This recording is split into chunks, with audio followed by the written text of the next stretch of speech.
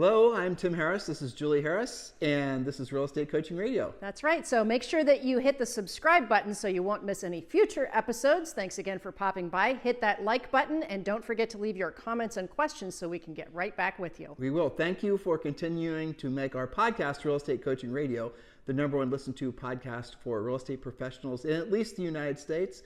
And let us know what you think about this video. Leave your comments below. Thank you.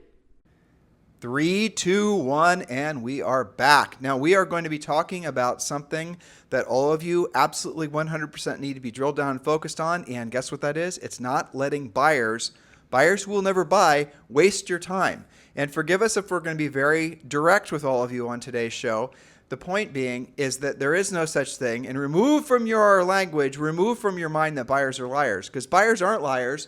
Agents just don't know how to decipher, to figure out, to pre-qualify a real buyer from someone who's just an elaborate looker. So what we're going to be doing on today's show is we're going to be really drilling down with you, and please pay attention to what we're going to say. I'm going to warn you at the end of today's podcast, most likely you're going to have fewer, air quotes here, buyers that you're going to be giving your time to, because you're going to realize that they're just elaborate lookers. That's right. So our premise, are you finding it challenging to determine which of your buyer leads will actually buy? Because here are the facts. You guys know this. You're out there every day. Fact number 1, there are more buyers in today's market than there are listings to sell them. And even when your buyers are both motivated and qualified, you have no guarantee that you'll actually win if they're in a bidding war. Thus, you are left with a potential time management disaster.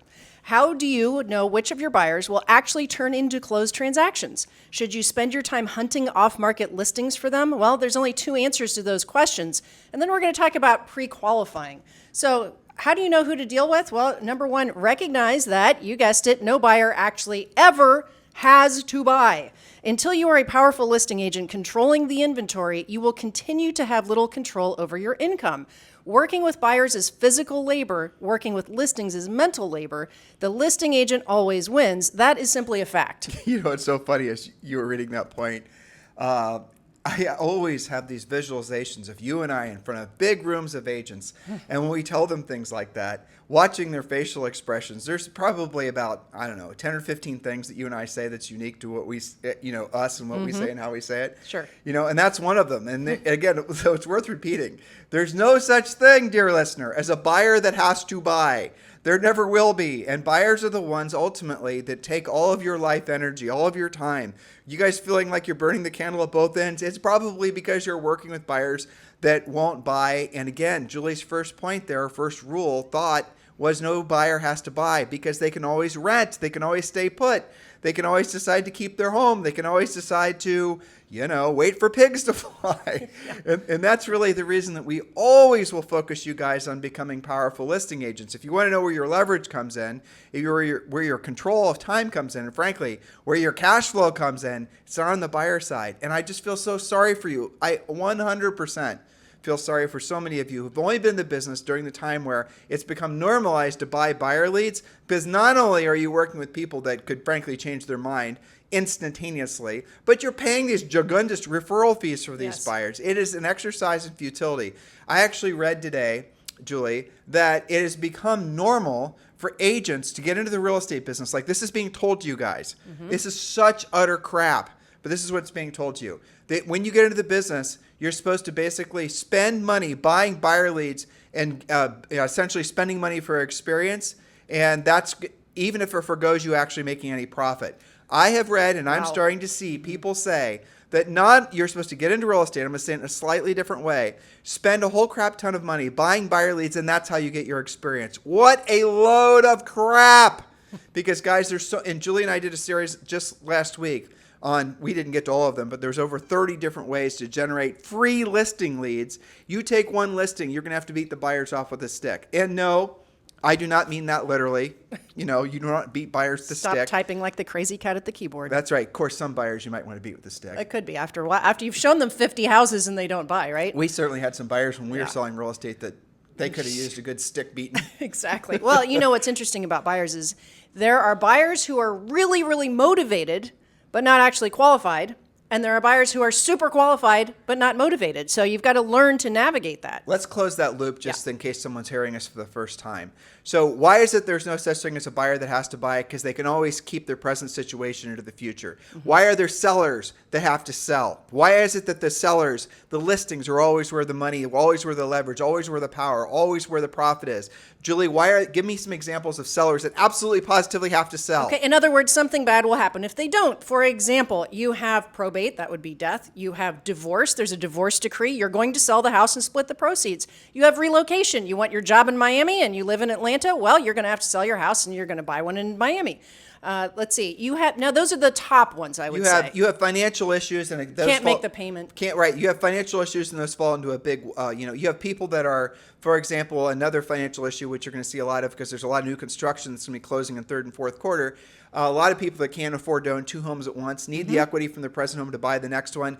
You guys get the point here, right? There are millions of really drilled down reasons why a seller absolutely positively has to sell. And doesn't have to qualify to do it. Exactly. Whereas on a buyer, they change their minds all the time.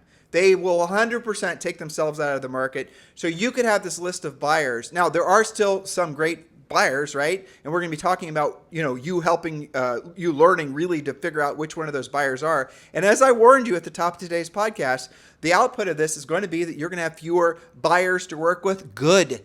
Because that means you're going to have more time to focus on listings. That's right. So our first point was recognize that no buyer ever has to actually buy. Point number 2, meanwhile, until you have your magic number of listings, that's the number of active listings you must have at all times to meet or exceed your monthly financial goals, you have to pre-qualify all of your buyers using our buyer pre-qualification script.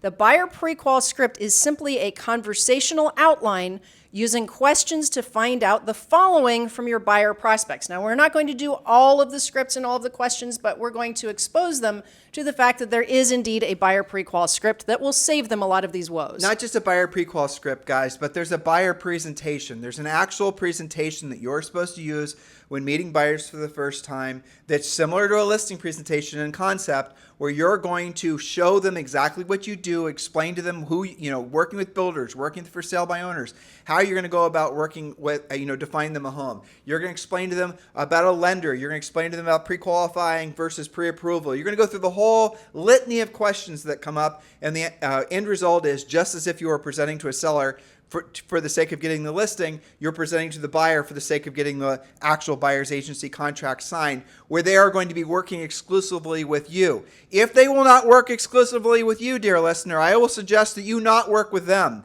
If you do, Julie threatened me if I start getting into scripts and I won't do it. She literally threatened me prior to the We're going to do scripts light on these points. But if they will, you can show them, you can take them out once so that they can decide whether or not, frankly, they want to work with you and you want to work with them. Sure. But after that, trip number 2, you have to have a buyer's agency contract signed. You have to have an exclusive contract signed with them.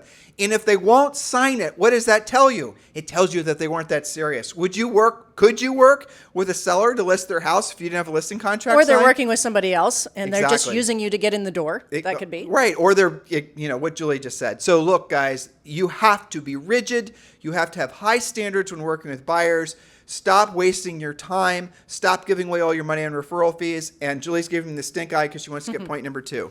That's right. Actually, we're going to get into some light scripting. This is a sample of some of the questions from the buyer questionnaire. And all of these are designed to help you determine who should you be spending your time with, who is serious and who isn't. So point number 1, here's the script, and then we'll explain a little bit. Quote, this is you speaking, "I assume because you're calling me or emailing me or texting me directly, you're not already working with another agent?" Well, this question happens early in the script so that you can skip the rest of it if they're already committed to another realtor.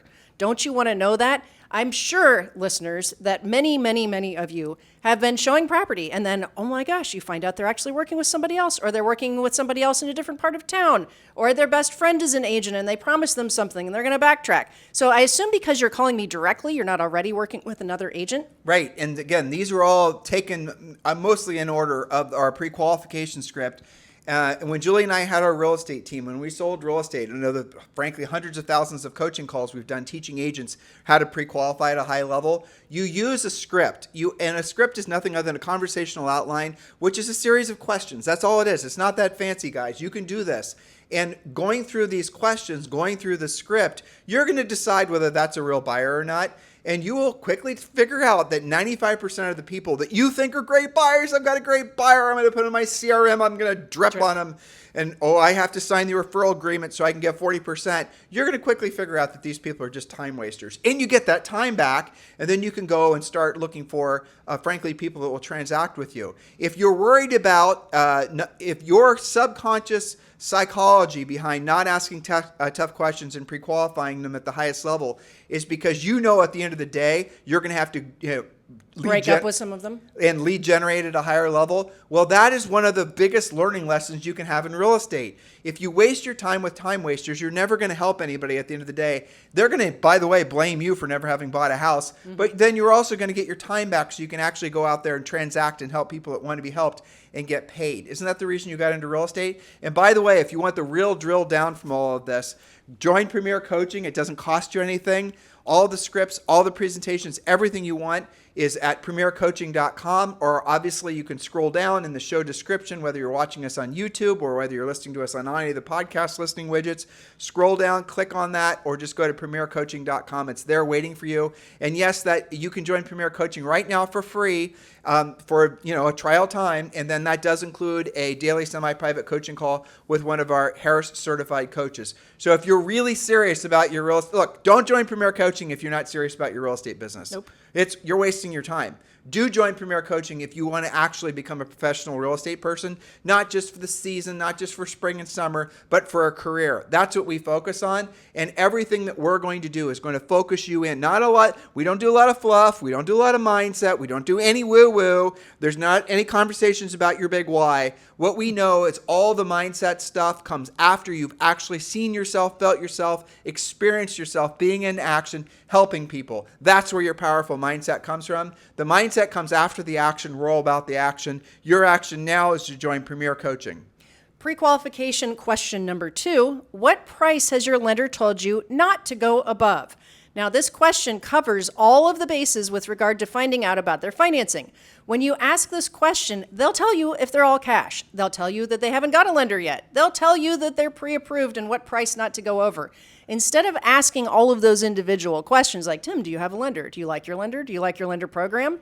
Are you all cash or aren't you all cash? Instead of asking all those individual questions, where oftentimes if you even ask them, you're going to lose the listener, the script, what price has your lender told you not to go above, gets straight to the answer. I love one-sentence scripts that cover all of your bases. Well, because a lot of times agents will ask questions that are indirect because they're fearful of running the buyer off. I don't want to insult the buyer. I don't want to seem too salesy. I don't want to seem too pushy. I don't want to blah, blah, blah. What you really don't want to do is you don't want to expose yourself for not having sales skills and knowing how to ask questions.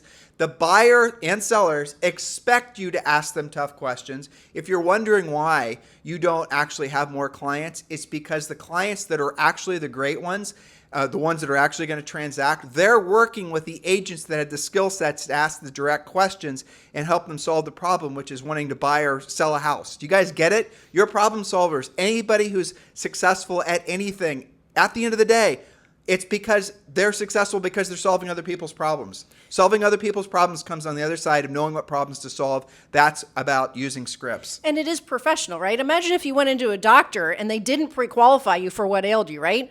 I mean, I treat sore throats all day long, so I'm just going to give you whatever, I've got on hand because, I'm a sore throat person. And yet you came in with an ear infection, right? I would be a pretty crappy doctor. You expect to be treated professionally by professionals. Julie's point, hopefully it's not getting by you guys, is that when you are professional, asking professional questions, and they feel them, and they hear your questions, and then they answer your questions, that's how you win them over as clients, because you differentiated yourself in the marketplace because they see you're acting like they already know a professional acts.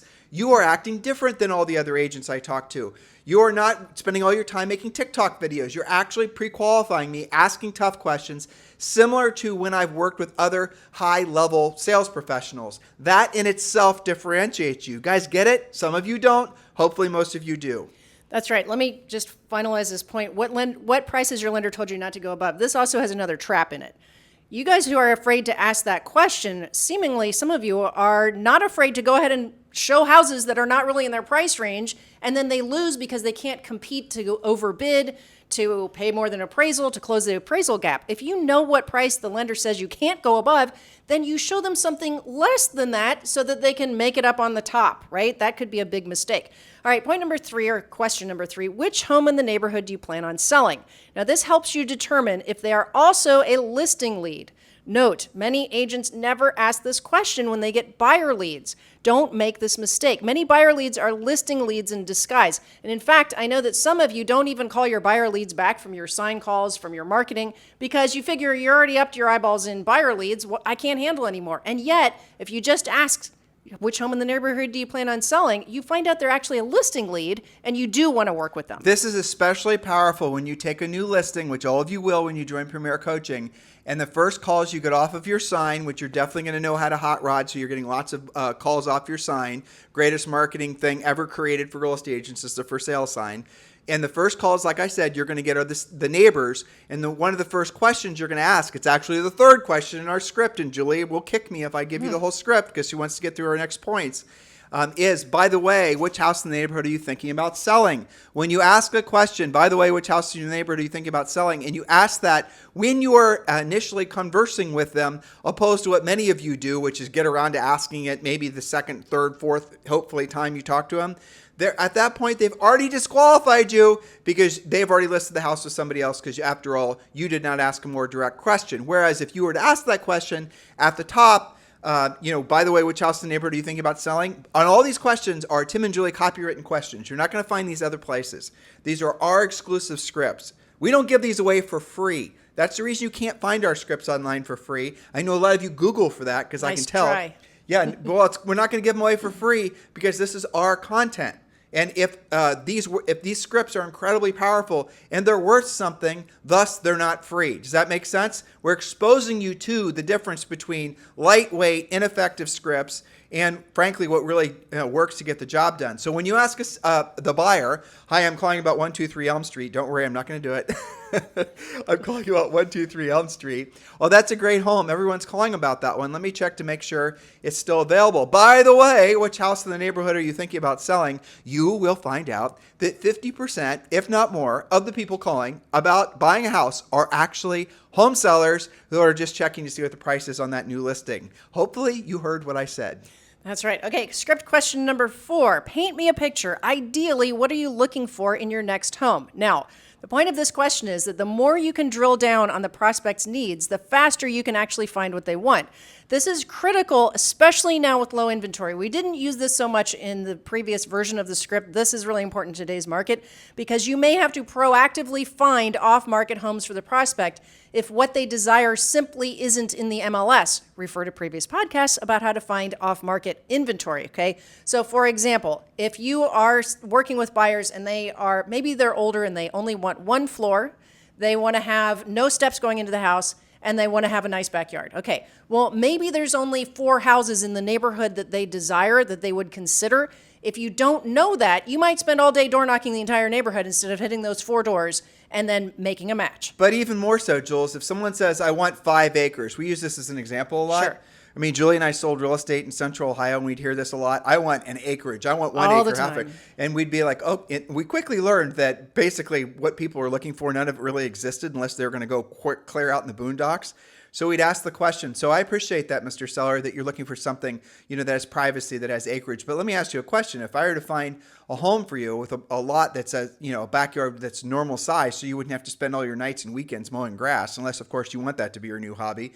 But it was private, so you didn't feel like you were, backing up to your neighbors, and you could, you could be in your backyard and feel like you were by yourself. Would that be something that would, in your mind, be, what you're looking for? And like 99.9% of the time, they'd say yes. So they didn't really want an acre, 2 acres, 5 acres. They just wanted a private backyard. Right. Had you not asked that question, listener, you're going to end up looking for stuff that doesn't exist. And guess what they're going to end up buying? Something in a subdivision with a 1/3 acre lot or even less, right? Mm-hmm. Because of the fact that it backed up to a tree line. There's a cul-de-sac, so, they've got their privacy, right? Right.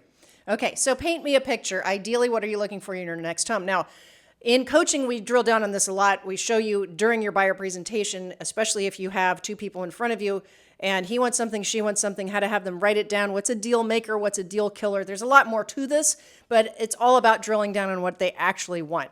Okay, point number 5, because of point number 4, when I find you a home that has A, B, C, and D, their stated needs and price range, you know from the previous scripted question, the home you're looking for that checks all the boxes, on a scale of 1 to 10, where would you rate your desire to write an offer on it? Let me reframe that. So this is the buyer, right? This is during pre-qualifying, guys. This is not after you've worked with them 10 times.